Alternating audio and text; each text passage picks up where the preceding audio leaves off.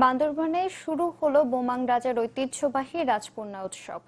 সকালে বর্ণাঢ্য আয়োজনে উৎসবের সূচনা হয়। এতে প্রথম দিনে রাজার হাতে খাজনা তুলে দেন প্রজারা।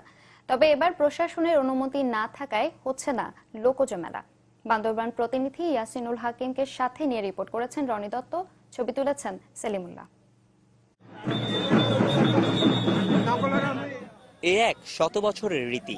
রাজকীয় পোশাক পরে বর্ণিল শোভাযাত্রায় রাজা হাজির হন মঞ্চে। ঐতিহ্যবাহী এ খাজনা আদায় উৎসব ঘিরে প্রতি বছরই বর্ণাঢ্য আয়োজন হয় বান্দরবানের রাজবাড়ির মাঠে, যার নাম রাজপূর্ণা, বোমাং ভাষায় পইংজরা। এবার বসেছে তার 141তম আসর। উৎসব ঘিরে জড়ো হন বোমাং সার্কেলের 109টি মৌজার হেডম্যান ও কারবারিরা। খাজনার পাশাপাশি তারা রাজাকে উপঢৌকন দেন নানা জিনিস। উৎসবের উদ্বোধন পর্বে যোগ দেন কৃষিমন্ত্রী আব্দুর রাজ্জাক।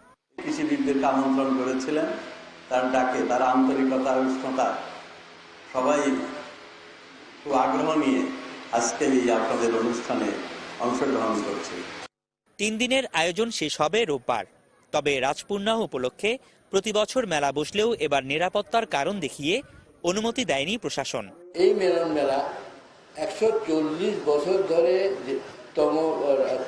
কোনো সময় বাধা পায় নাই।